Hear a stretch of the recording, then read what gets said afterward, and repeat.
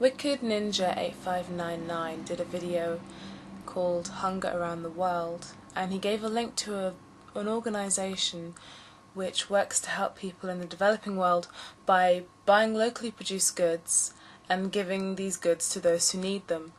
Now, I felt the need to just highlight that although you have organisations like this which aim to help those who are suffering in the third world by providing them with food, clean water, by encouraging fair trade, these efforts are often undercut by bigger powers who have more money and resources and just do things which, make the situations of these people even worse. So I'm going to give the example because I recently watched a documentary which I'm going to post a link to, which will explain everything I'm saying a bit better. But I recently watched a documentary where it's just talking about the exploitation of people in Ghana.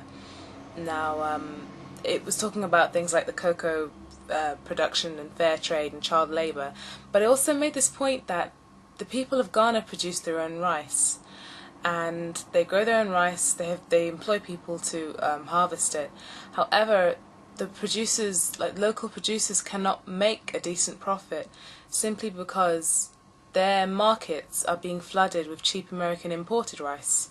So a lot of the time, not a lot of the time, but some of the time people, it's not handouts that they need. They just need a chance to get their own business together, to get their economies stable, to build infrastructure within their countries. And if you've got things like what the Americans are doing with importing cheap produce into these countries, then that's never going to happen.